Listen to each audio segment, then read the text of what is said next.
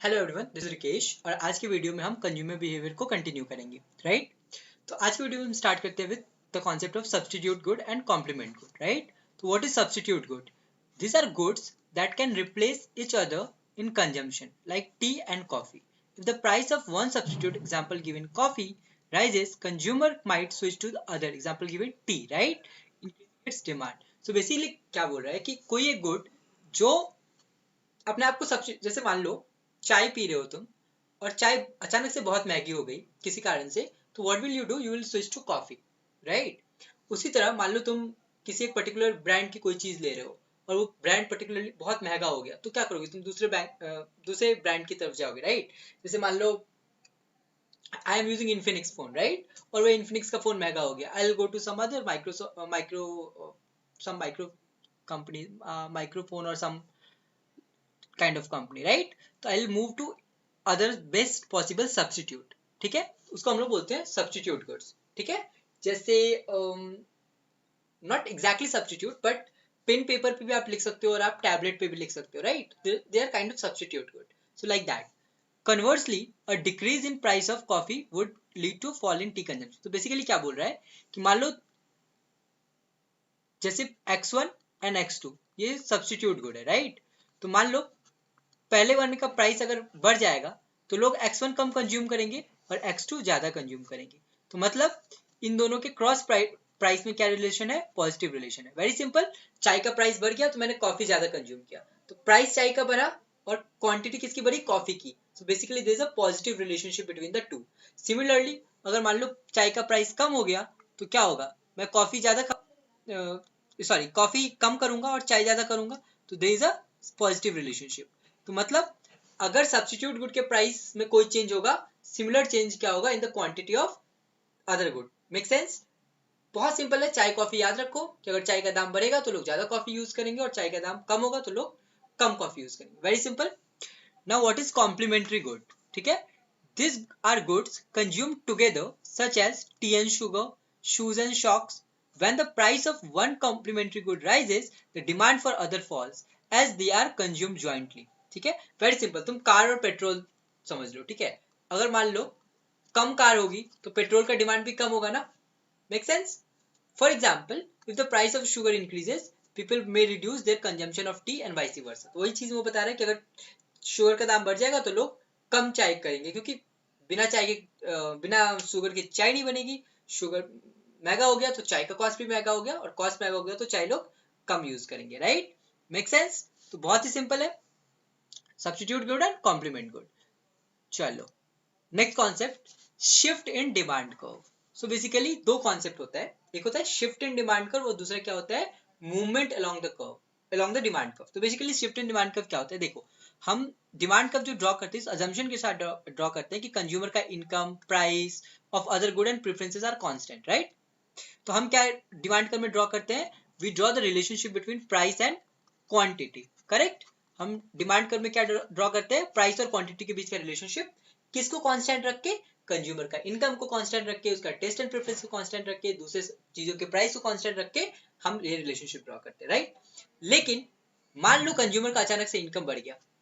अब मेरा इनकम अगर बढ़ गया तो मेरी किसी, अगर वो नॉर्मल गुड है तो मेरी उसकी डिमांड बढ़ेगी ना, राइट। तो वो डिमांड कहाँ पर? तो वो स्विच करेगी। तो मतलब सेम प्राइस पे I will buy more of that good, right. मेरी डिमांड अचानक से बढ़ गई। पहले मैं प्राइस P1 पे मैं Q1 अमाउंट कंज्यूम कर रहा था, लेकिन मान लो मेरी इनकम बढ़ गई, अब मैं ज्यादा कंज्यूम कर सकता हूँ, तो मान लो मैं Q2 कंज्यूम करेगा। Make sense? तो मेरा डिमांड कर्व क्या होगा? राइटवर्ड शिफ्ट होगा, ठीक है। जब कुछ पॉजिटिव होगा तो मेरा डिमांड कर्व क्या होगा? राइटवर्ड शिफ्ट होगा। इनकम इंक्रीज हुई तो क्या होगा? डिमांड कर्व राइट की तरफ शिफ्ट होगा। इनवर्सली मान लो मेरे अगर इनकम कम हो गया तो अब सेम प्राइस पे मैं कम अमाउंट खरीदूंगा, राइट। तो मेरा ये लेफ्ट की तरफ शिफ्ट होगा। सिमिलरली मान लो ठंडे का मौसम आ गया तो किसी भी चीज का डिमांड सेम प्राइस पे क्या हो जाएगा? बढ़ जाएगा ना। आइसक्रीम की डिमांड बढ़ जाती है ना ठंडे के मौसम में, तो क्या होगा? वो राइट की तरफ शिफ्ट करेगा। सॉरी, आइसक्रीम की डिमांड गर्मी के मौसम में बढ़ जाती है तो राइट की तरफ शिफ्ट करेगा, और आइसक्रीम की डिमांड ठंडे के मौसम में कम हो जाती है तो किसकी तरफ शिफ्ट करेगा? लेफ्ट की तरफ शिफ्ट करेगा। तो बेसिकली समझ आ गया आपको कि इनकम या टेस्ट की वजह से अगर कोई चेंज हो रहा है डिमांड में तो that is shift in demand curve. Make sense? Next, what is movement along the demand curve. So movement along the demand curve क्या होता है कि मान लो प्राइस और क्वांटिटी के बीच के जो चेंज होता है, जैसे मान लो पहले प्राइस P1 था, मेरा क्वांटिटी कंज्यूम Q1, अब प्राइस मेरा घट के P2 हो गया, तो I will buy more of it, right right. तो मैं इधर की तरफ आया, इधर की तरफ आया, तो movement along the demand curve. Similarly मान लो कि पहले मेरा प्राइस P2 था, अब मेरा प्राइस P1 हो गया, तो पहले मैं Q1 कंज्यूम करता था, अब मैं Q2 कंज्यूम करता था, अब मैं Q1 करूंगा, तो now I am moving like this, ठीक है। तो movement along the demand curve का मतलब क्या है, change in price. Movement along, मैं यहाँ पे लिख देता हूं, ठीक है। What is the meaning of movement along the demand curve? तो movement along the demand curve का मतलब क्या हुआ, चेंज इन प्राइस की वजह से जो आपका movement along the demand curve होता है। और शिफ्ट इन डिमांड कर्व किसकी वजह से होता है, शिफ्ट इन डिमांड कर्व किसकी वजह से होता है, अदर देन प्राइस, राइट। तो मान लो चेंज इन इनकम की वजह से, ठीक है, change in taste and preferences की वजह से, ठीक है, इन सब की वजह से जो चेंज होता है उसको हम लोग बोलते हैं change in shift in demand curve. और जो प्राइस के चेंज होने से डिफरेंट चेंज होता है उसको हम लोग बोलते हैं movement along the demand curve. Make sense? वही यहाँ पे लिखा है, movement is basically what, movement is basically due to price change and shift is basically change in other factors like income, taste, etc. I hope makes sense. यह है shift in demand curve और यह है movement along the curve. I hope this is clear, right? अब आ जाओ next concept की तरफ, market demand. ये भी बहुत सिंपल कॉन्सेप्ट है। तो जैसे मान लो ये एक पर्टिकुलर कंज्यूमर है, इस पर्टिकुलर प्राइस पे इसकी क्वांटिटी डिमांडेड है, प्राइस अगर कम हुई तो उसकी क्वांटिटी डिमांडेड यहाँ शिफ्ट हो गई, तो this is the individual demand curve. ये दूसरे बंदे का इंडिविजुअल डिमांड कर्व है, ठीक है। और ये क्या है, ये है मार्केट डिमांड कर्व। तो मान लो कि इस मार्केट में दो ही कंज्यूमर है, कंज्यूमर एक और ये है कंज्यूमर टू, राइट। तो जब P1 प्राइस है तो कंज्यूमर वन कितना डिमांड कर रहा है, Q1 प्राइम, और कंज्यूमर टू कितना डिमांड कर रहा है, Q2 प्राइम, ठीक है। और दुनिया में सिर्फ दो ही कंज्यूमर है, तो टोटल मार्केट डिमांड क्या होगा, at price P1 total market demand is Q1 prime plus Q2 prime. Got it? दोनों को ऐड कर दिया और हमको क्या मिल गया, डिमांड कर्व मिल गया। अब मान लो P हैट पे यहाँ पे कितना है, Q1 हैट है, पहले का डिमांड कितना है Q1 हैट, और दूसरे का कितना है Q2 हैट, Q2 हैट। तो एट P हैट कितना मेरा डिमांड है, दिस। इन दोनों को ज्वाइन करो, आपको क्या मिलेगा, आपको मिलेगा मार्केट डिमांड कर्व। तो मार्केट डिमांड कर्व कैसे हम डिराइव करते हैं, इंडिविजुअल डिमांड्स को अगर आप जोड़ते जाओगे, ऐड करते जाओगे, ऐड करते जाओगे, तो आपको क्या मिलेगा, मार्केट डिमांड कर्व। तो यही यहाँ पे लिखा हुआ है, the market demand curve can be derived as a horizontal summation of individual demand curve. Make sense? Go to the next concept. अब आते हैं हम लोग इलास्टिसिटी पे, और ये इलास्टिसिटी का concept is the last concept in this book, in the consumer behaviour वाला पार्ट, ठीक है। तो let's discuss this. So what is the elasticity of demand? The price elasticity of demand for a good is defined as the percentage change in demand for the good divided by the percentage change in its price. तो price elasticity of demand for a good को हम ऐसे भी लिख सकते हैं, equal to percentage change in demand for the good and percentage change. तो basically कैसे है कॉन्सेप्ट मैं बताता हूँ। तो प्राइस इलास्टिसिटी क्या है? तो इलास्टिसिटी मतलब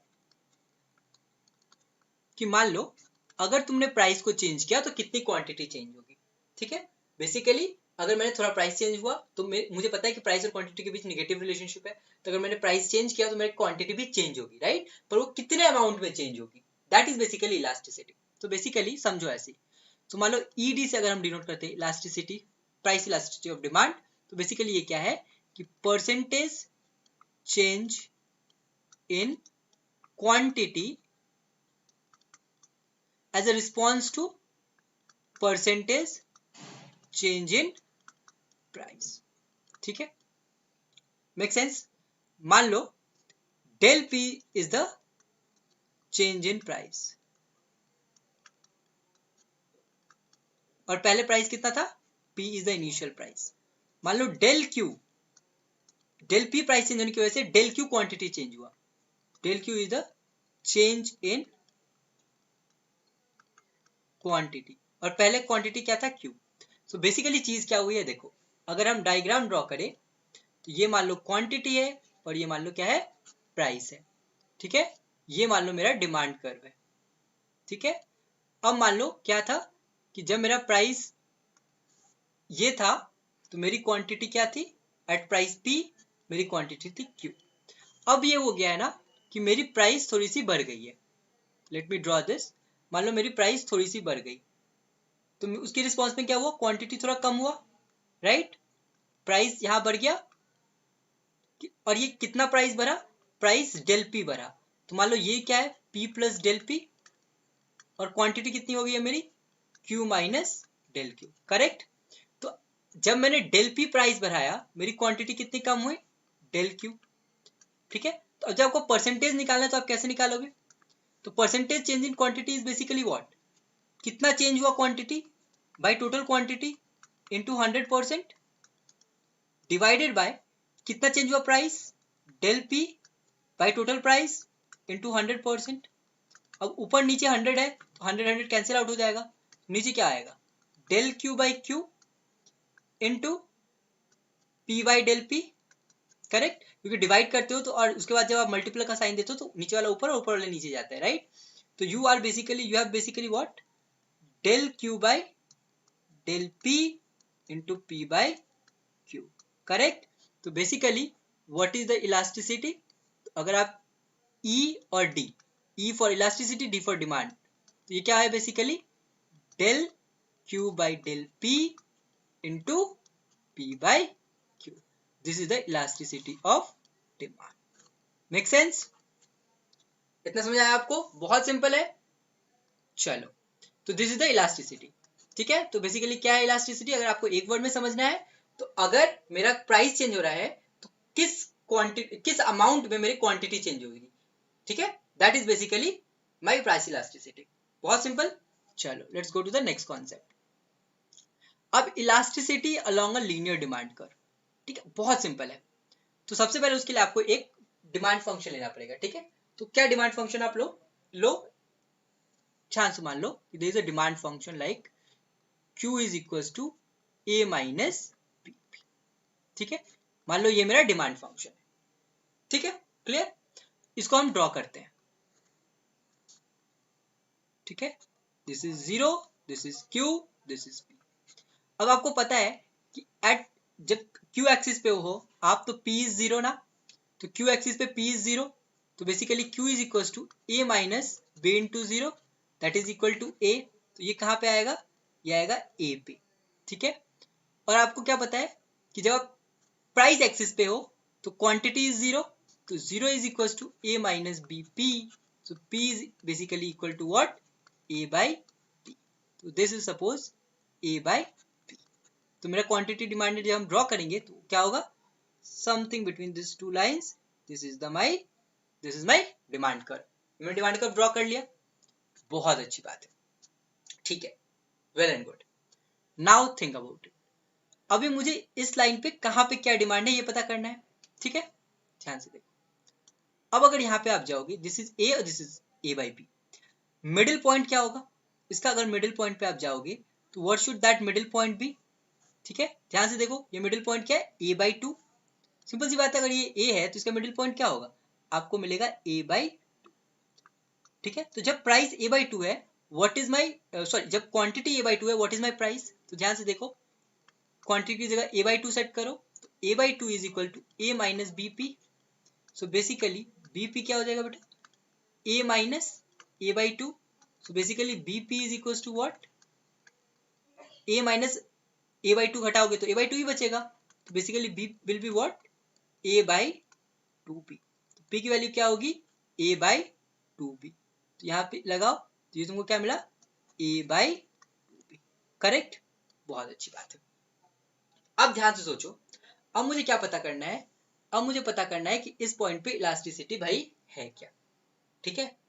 अब आप कैसे निकालोगे elasticity, think about it, very simple.